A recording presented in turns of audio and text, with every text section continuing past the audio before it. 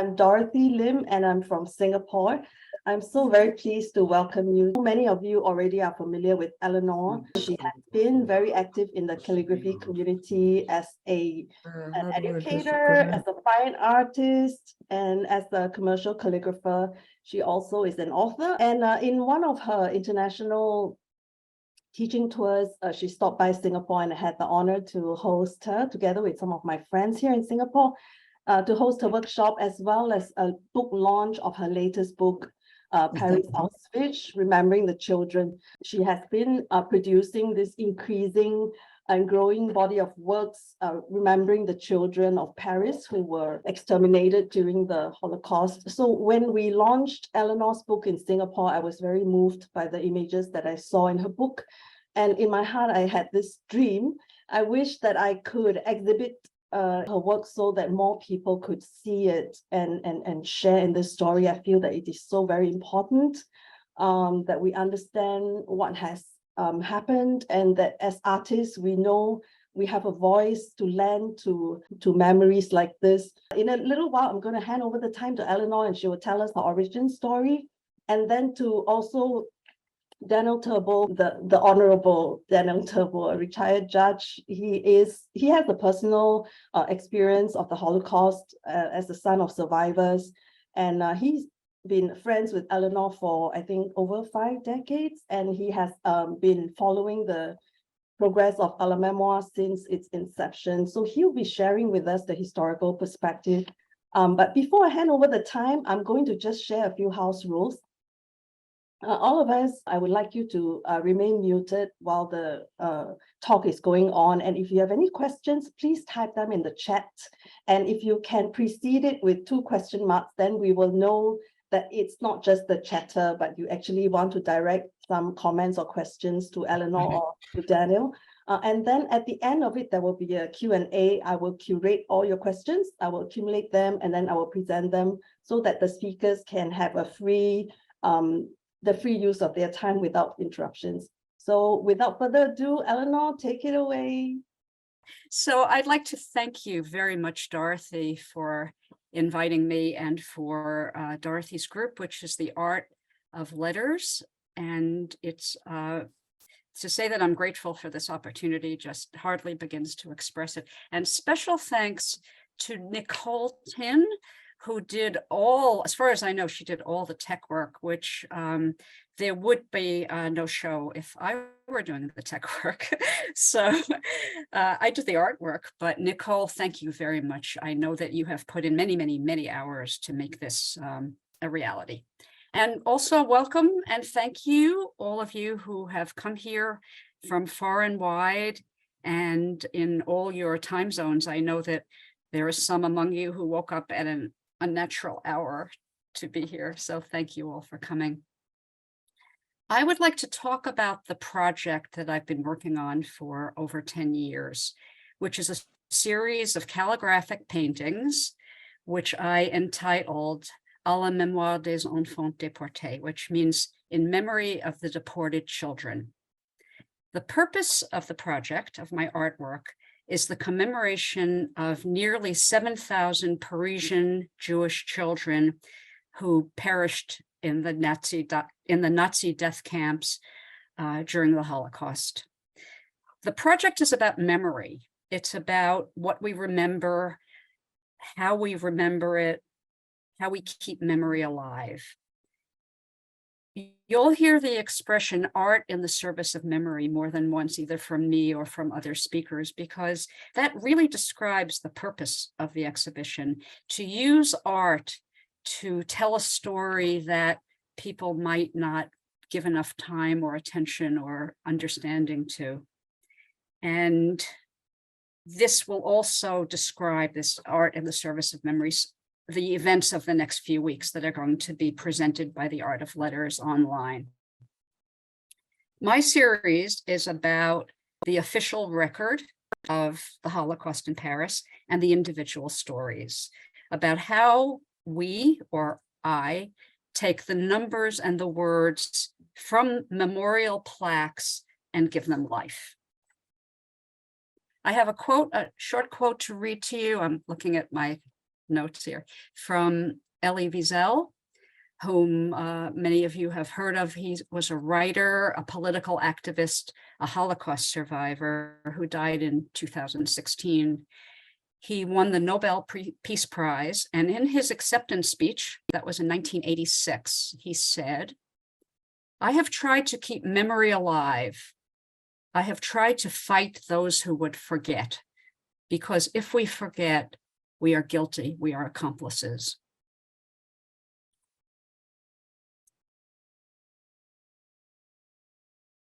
So I'm going to start my screen share here. And this is our title. This is the name of our exhibition. This is the cover of the book that was published a few years ago with the collection of paintings, Paris, Auschwitz, A la Mémoire des enfants déportés, in memory of the deported children. So your first question might be, why is the title, why is the artwork in French? The artwork is all in French. I'm an American, as you know, I'm an American calligrapher, living half of each year in Paris since 2002. My project is about France and about the memorial plaques in Paris, many of which start with these words, A la Mémoire des enfants déportés. So how did this project begin? It began with the words. For me, calligraphy is always about words. And I would walk through Paris and read plaques. I would see memorial plaques all over the city, and especially in front of schools. So this is a primary school.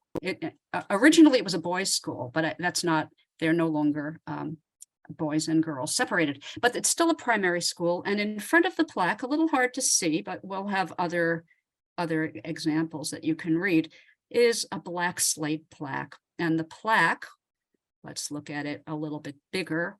This is what the plaque says. I will translate for you. In memory of the students of this school deported between 1942 and 1944, because they were born Jewish, innocent victims of the Nazi barbarity and the government of Vichy. More than 1,200 children from the 11th arrondissement, which means the 11th district, were exterminated in the death camps. Here's another plaque. This one says even more. This says, again, in memory of the children from the school, innocent victims, etc. But then it says, with the active complicity of the government of Vichy. And at the bottom, this is one of the most important messages on these plaques. It says, "Ne les oublions jamais." We must never forget.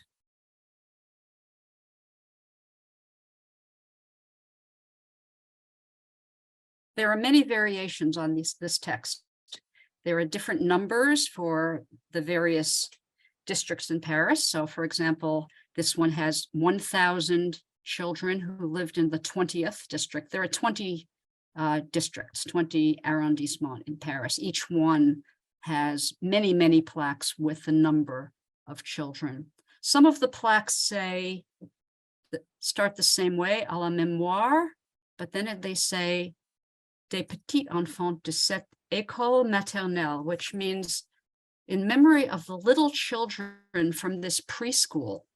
Many plaques say that, this preschool who were deported and assassinated in the camps with the active collaboration of the Vichy government. I'm going to leave the images for a few minutes and just talk a little bit about the history. So the words are shocking. The words still shock me when I stop, when I look at them, when I work on the artwork. Sometimes I'll work on the text and I'll just be thinking about the lettering or the paint, and then I'll read it, and I'm appalled even after seeing these for 20 years. The numbers are horrifying. Here, I'm just going to give you some numbers from the US Holocaust Memorial Museum. At the start of World War II, in 1939, there were 1.6 million Jewish children living in Europe. When the war ended in 1945, between 1 million and 1.5 million had died or dead. In France, now that was in Europe, in France, there were 320,000 Jews before World War II. There were 200,000 in Paris. Of those 200,000, 30,000 Jewish children lived in Paris. 11,400 French children were deported to the camps, of which 2,000 were younger than 6 years old. So 2,000 children under the age of 6 were deported, and 6,700 of them came from Paris. Just a few more numbers for you, because I know this is overwhelming. 2,000 of the Jews who were deported from France survived, who went to the concentration camps, among which were 450 children. And of the 11,400 children who were deported from Paris, 200 survived. So how did the plaques come about? How come Paris started memorializing these thousands and thousands of children in plaques? So here's a little bit of fairly recent history. So in Francois Mitterrand was the president of France between 1981 and 1995. And he said that the French Republic had nothing to apologize for. He said it was all because of Vichy and it was all because of the Nazis, and we are not culpable. He left in 1995 and Jacques Chirac became president. And he, shortly after he was inaugurated, he issued an apology on the part of the French Republic to the Jews. Not only was he apologizing for the deportation, but he acknowledged the collaboration of the French police and the Vichy government with the Nazis. He said, we are responsible. This was a shocking admission. You know, as much as people knew what went on or pretended they didn't know what went on, he stated publicly, we are responsible. And those words on the plaques, you know, with the active complicity of the French government, of the French police, of the Vichy government, comes from the public acknowledgement of Chirac. So shortly after this astonishing statement, a committee was formed in the 20th arrondissement, which is where I am right now. This is where the apartment you are seeing me in. It's in the 20th arrondissement, which used to be, before the war, this had one of the largest Jewish populations in Paris.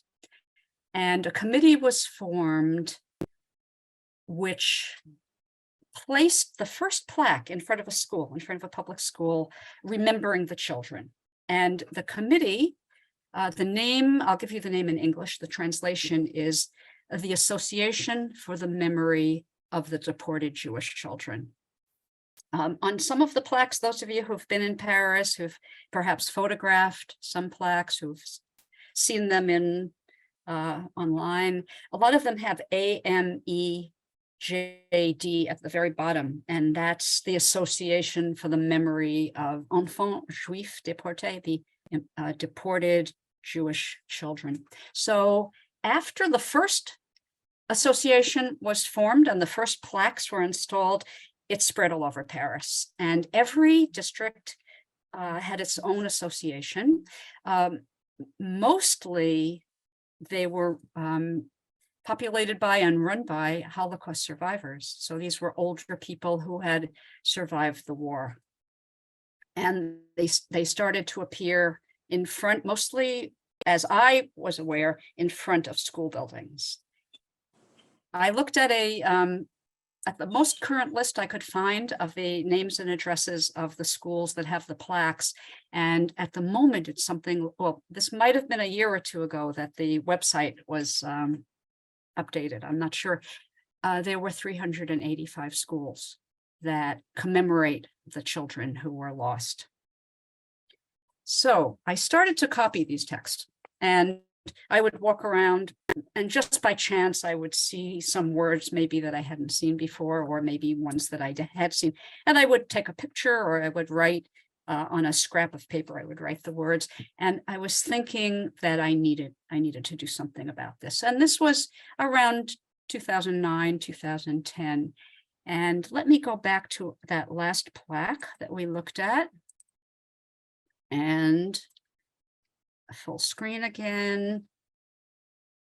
Let us look at this. And I'll give you a little more, a little bit easier to see, because this was my first example that I worked with. This is the one that was in the 11th arrondissement, where 1,200 children, I think this is the largest number of deported children per neighborhood. And this actually, at the time that I started working on these texts, I was living in the 11th. I was living in this neighborhood, which had also evidently had a very big Jewish population before World War II. So I started to make some artwork, and I did a lot of pieces that I rejected. I tried different sizes and different ways of working. And when I'm working on something and I don't really have a fixed idea, I experiment. And ultimately, within some amount of time, I had some success. So this is one of the first pieces that I would say I was satisfied with. Now, what do I mean by satisfied? I mean, I felt that the combination of the calligraphy, the style of calligraphy, the color, the background, the size of the text relative to the tight space around it, I felt that this was expressive. And it started to feel as if I was writing, as if I was, calligraphing the words as they were meant to be seen, as I meant to express them. So this, I would consider this my first in the series that was working. We'll say it was working. And I'm just going to show you one more. And the reason for that is you're going to see all of them or all of the pieces that are in this exhibition at the end of, after Daniel speaks, after I finish my address, and he's going to give the keynote speak. And then Dorothy will officially present the exhibition to you. So I only wanted to show you a couple. And here is one more I did about the same time. This was from the same plaque. And I think I must have done a few other examples between the first one and this one. But at this point, I started to emphasize certain words. I was working in layers. I had some writing in the background. This was partly the same Gothic as you have in the big, the bold writing at the top. And I wrote on top of it, I think 2 or 3 layers until I came to these words, which I actually outlined. I wrote them in gold and outlined them in black. And I started doing something which you'll see I repeated from time to time over the course of the work that I did, which is I chose certain words and made them the most important, rather than having a full page of text, like the invitation to the show, where if you take the time, you can read every word. On this page, you see A la Mémoire des enfants, in memory of the children born Jews or born Jewish. And down here, it says exterminated, Camp de la Mort, in the death camps. And I think this tells the story. So what has been my purpose in making these choices and choosing the color and choosing the kind of script. I didn't want to do a piece of decorative art. My purpose, even in the beginning, was to write something that was strong, something that was meaningful, and something that was expressive. So a few years later, I'm going to move on to the next thing that happened. A few years later, I met one of the Holocaust survivors. This was in 2014.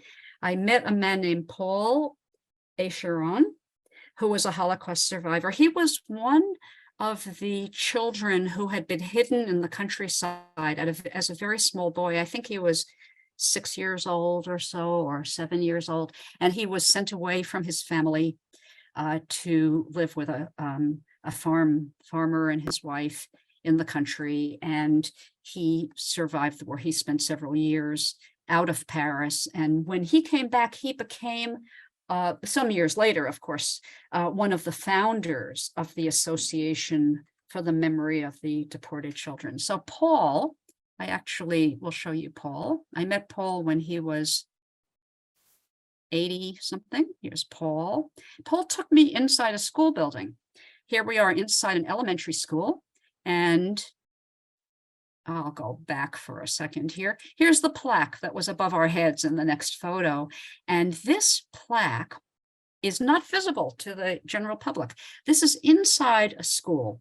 And what Paul told me was that every school that has a plaque outside has one inside as well. And the plaques inside have the names and the ages of the children.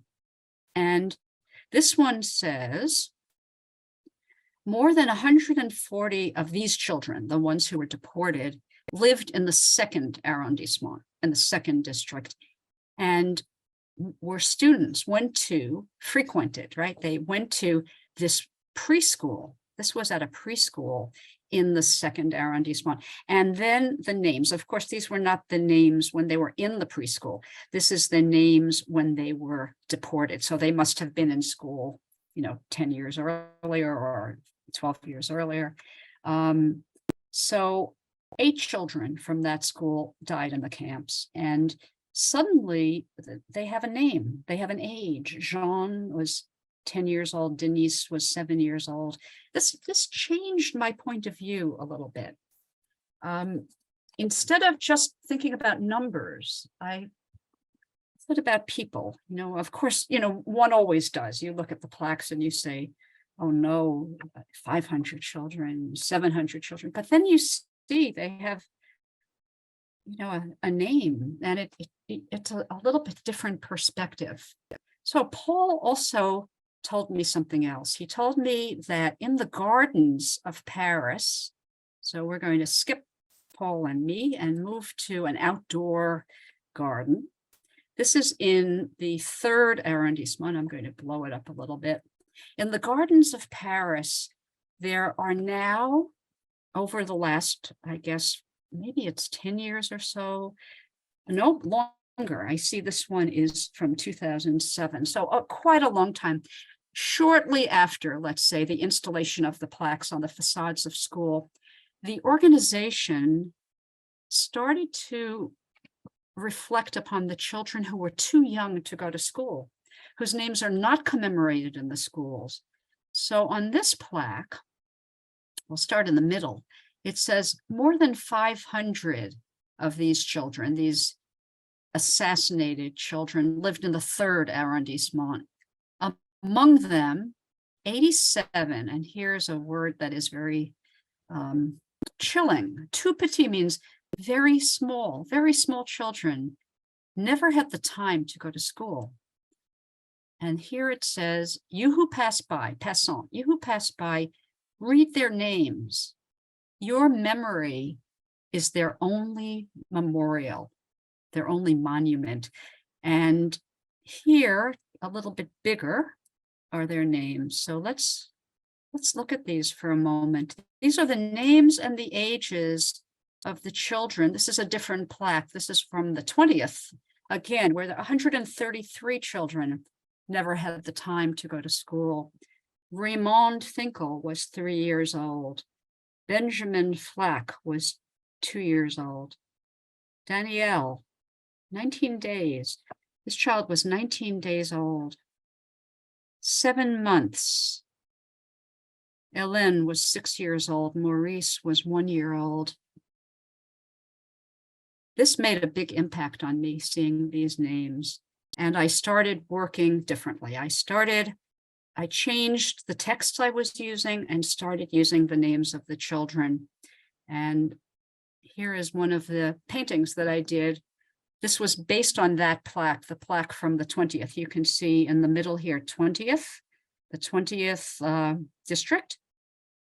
And you can just about see 133. It says on the plaque, 133 very small children assassinated at Auschwitz. And then I wrote names and ages. Charlotte, 4 years old. Danielle, 4 years old. Serge, 2 years old. Here is Maurice, 10 months old. I made a series of paintings with a variety from various outdoor plaques with names, with ages. Some have just 4 or 5 names, very big. Some are many names, so small you might not even look at them unless you actually spend time, as I am. I am offering you this time to look at these names. There are so many, and they need to be remembered. I want to read one more quote. I'm almost finished with what I want to talk to you about. One more quote from Elie Wiesel, and this is from his book called Night. It's a Holocaust memoir. I'm sure many of you are familiar with this book. This is what he said. I believe in man in spite of man. This is a Holocaust survivor who spent years in a concentration camp. I believe in man in spite of man. I believe in language, even though it has been wounded, deformed, and perverted by the enemies of mankind. And I continue to cling to words because it is up to us to transform them into instruments of comprehension rather than contempt. It is up to us to choose whether we wish to use them to curse or to heal, to wound or to console. I'm going to end my talk with a quote from Anne Frank and a piece that I did, which is not in the exhibit. So I'll show you a piece of calligraphy where I used a quote from her diary. I'm going to make this bigger. Look at how a single candle can both defy and define the darkness. Anne Frank.